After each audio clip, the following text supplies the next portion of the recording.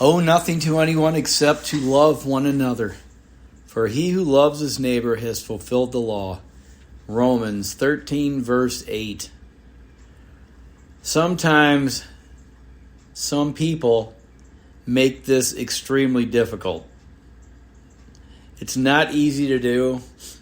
Jesus was the perfect example of doing this. He stood firm in what he believed. He stood firm in encouraging people to believe the same thing. He stood firm when he was being crucified. He even forgave the people that did it. They know not what they do. And that's a lot of that holds true pretty much in everything that goes on. Every decision that's made that's not a good decision, that's not Bible-based, that line can be used. They know not what they do. They do not know what they do. The stances today on life, the stances today on the transgender movement, the stance today on homosexuality, the stance today on all these pertinent issues that in the Bible they are not, they're wrong. They're just flat out wrong.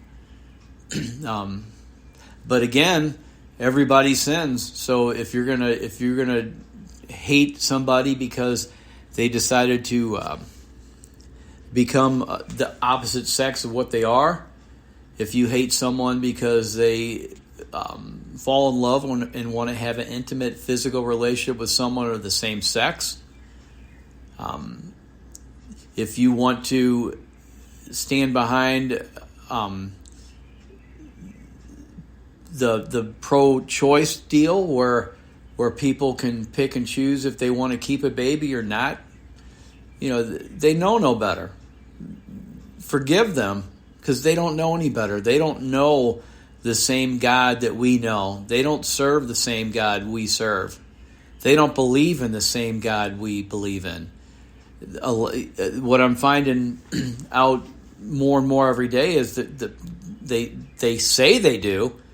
They claim to be Christians. They claim to follow the Bible, but they stray in certain areas, and that's what I always say. Follow the true Bible. There are no gray areas. There are no fences in the Bible. You're either on the side of the Bible and follow it, or you're not. There's no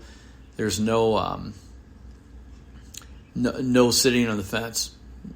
Fence sitters wind up on the side of not following the Bible, because I've seen memes and I've heard the saying about if you see evil and do nothing about it, you might as well be on the side of evil. If you don't stand against the things that Jesus teaches against, then you are on the side of what Jesus opposes. I've heard so many people that claim to be Christians, but they support the side of baby killing. They support the side of, everybody has a choice. We're all human. And I agree with that. And like I've said numerous times, I had a very dear friend that was a transgender. Had the operation, the whole 9 yards. I went to movies with that person. I went for coffee with that person. That person came to see me play all the time. That person took some amazing pictures of while I was playing that I use to this day.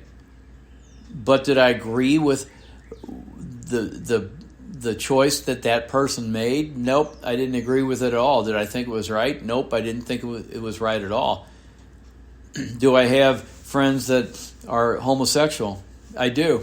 And I have some really good friends that are homosexual. Again, do I agree with their choice? Nope. Do I agree with their lifestyle? Nope. But I'm not living that lifestyle. And I'm not the one that's going to be held responsible for their lifestyle. My friend that was a transgender asked me when I was having coffee, they said, hey, what do you? How do you feel about what I've done? And I said, you don't have to worry about what I think. You don't have to even worry about it, because God's not going to say, what did Larry think about that? What did Larry think about that? Now, I voiced my opinion on a lot of things, and it's gotten me in a lot of trouble. Not trouble. It's caused a lot of distance between me and people, friends of mine that don't agree with me. The amazing thing is, I never ended a relationship. Never have I ended a relationship with anyone due to the fact they disagree with me on things. I've never done that. I still to this day don't. It's not my choice. It's their choice. And when they make a choice, they have to live with the consequences of that choice, just like I do. So, even with my daughter's mom, my daughter's mom, I forgive her for all that. She has turned my daughter's pretty much against me to where they don't even speak to me, and it's a horrible thing. But I know that their minds are being filled with lies and manipulation, and I give that to God. I have that prayer whenever I start feeling sad, depressed, or angry, or frustrated. I just look up at the sky and I say, Jesus, I surrender my life to you completely. Please take care of everything. And I say that until those feelings go away. Because I know that my daughter's mom and her husband are going to pay for the things they've done at some point. And I may never see it. It may not be till they're standing in front of God and God says, hey, what's up with this? Why did you do that? Because people that do things against children, which is exactly what this is, and if you're in a situation like that where you're in a split family where the other person is doing their best to make you look horrible and make your kids hate you. Kids are, my daughter's mom started it when they were 2 or 3 years old while we were still married, controlling their lives, just like her mom did to her. So it's a cycle. It's a cycle. And Sam and Taylor, my daughters, I hope, will break that cycle when they someday have kids, that they don't do that. And I forgive people like that. I pray for them every day. I say rosaries every day. Every single day, and I pray. The one thing that I include in all my prayers, and I pray it over everybody that I know, is that I pray that God provides us. He knows the things we need. I pray that He provides us with the things we need, and He breaks the chains that Satan has placed on every one of us, and restores all that Satan has stolen from us. And I pray that prayer every day. I pray for my relationship with Sam and Taylor, and all I do is ask the Holy Spirit to please enter them and show them the truth. Let them see the truth. That's all I care about. I'm not worried about vengeance is the Lord's, so I don't worry about getting even with them. Not Sam and Taylor, their mom and their mom's husband. I don't worry about getting even. I don't worry about getting even with anybody. And I've seen memes on Facebook that I think are really cool that talk about, don't get even with people that do bad things to you. Get even with the people that do good things to you and for you. And that's the way I live my life. I let all that stuff go. The day that I discovered the peace I gained from just letting all that go and letting God fight the battles that He's already won for you. So I just go that route. Hate is such a drain on your energy, and it does nothing but divide.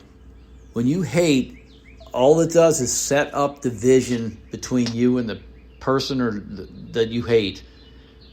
And so it's a worthless.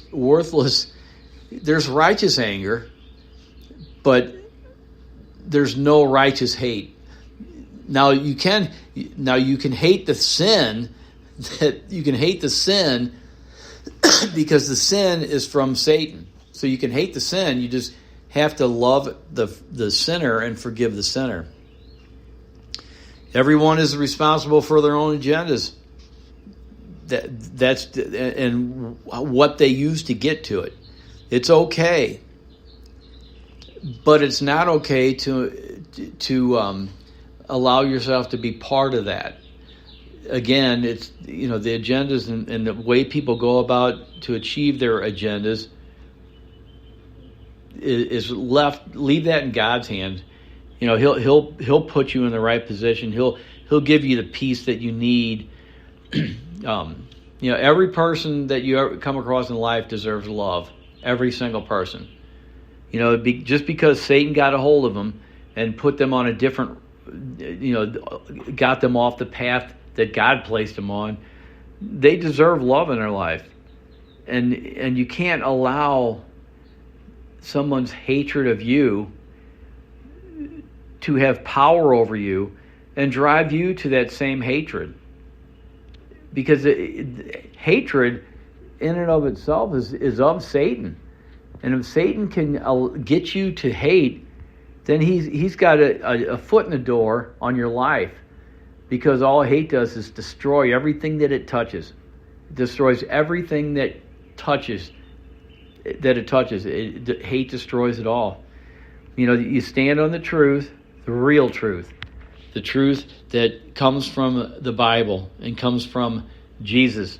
The red letters in the Bible, they're direct. If you do nothing else, if you don't read the Bible at all, get yourself a copy of a red letter Bible, or go on, YouVersion, and all the stuff that Jesus says is in red, and it's in the New Testament, and the 4 Gospels all through it. So if you just read the red letters in the Bible, it will enlighten you. I think, and they probably have it somewhere where they have a book that just has the red letters in it, and that I strongly urge you to do that. If you do nothing else, just read the red letters. I might do that myself. I might put that together and send it to whoever wants it, because the red letters are very important. I always end these things with a prayer to St. Michael, the Archangel, the Commander-in-Chief of God's undefeated heavenly army. And I pray this prayer over my life, over my wife's life, over her daughter and her daughter's boyfriend, over my children, over my mom and dad, my family, all my friends. If you're listening to this, I'm praying it for you. I pray it over this country, this world that we live in. It's needed nowadays. Defend us in our daily battles. Be our protection against the wickedness and the snares of Satan. May God rebuke him, we humbly pray. And do thou, O Prince of the heavenly host, by the power of God, cast into hell Satan and all evil spirits who prowl throughout this world, seeking the ruin of souls. Amen. Well, that's it for today. I'm going to go out and enjoy this beautiful weather with the birds singing and the sun shining. God bless you all.